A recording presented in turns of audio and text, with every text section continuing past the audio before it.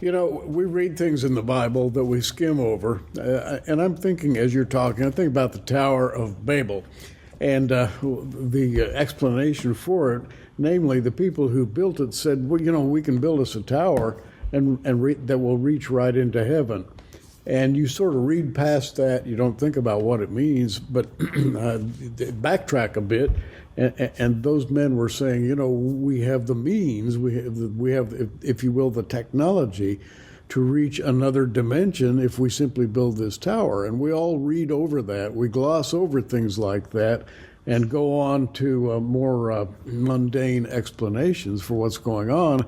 But you take a hard right turn at that point, and you begin to try to explain what these people were doing and are doing even today.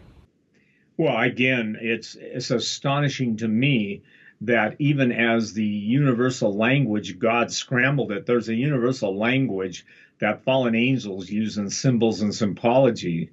One of the projects I am in that is on this, that you guys will obviously have the results to, is the Glyph project. Imagine there's a universal symbolic language in the angelic realm, and then you can understand that the fallen angels live in a pre-flood Babylon, kind of, where they have a standard language, and people who are brought into the occult, God forbid, but they are taught to see, recognize, reference all these different symbols. And if most people understood the biggest corporations that certainly don't love Jesus, their, how do you say, their trademarks and their iconography, the word I'm looking for is a symbol, and that symbol contains multiple thoughts. In the United States or English and different languages that are dealing with syllables and vowels and sentence structure, that's now how ancient languages develop. But what's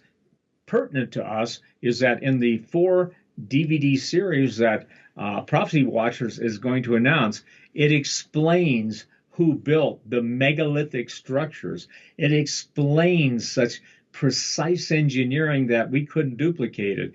It explains the technology of the fallen. The technology of the fallen is God meant for mankind to know what was good. God never meant for mankind to know the knowledge of good and evil. So what has happened, the demigods, the false gods, those at war with the living God, have usurped, if you will, history, and they've written history to fit their ultimate deception. I want to make this clear. We're talking about the destruction of the human race. That's not fear-mongering. That's the words of Jesus. Jesus said, if God the Father didn't shorten the days for the elect's sake, there would be no human beings left alive. And what do we see around us? We see everything that can be poisoned, everything that can be perverted. I mean, we are in the countdown phase, in my opinion. So if you understand the traps that the Luciferians are setting, and you understand the traps of sci-fi, and you understand that we're being programmed and programmed and programmed, then with the truth, only the truth of Jesus can set people free. And this is why it's so confrontational, because we're never told in Scripture, Gary, to go along to get along. You know, we're never told that.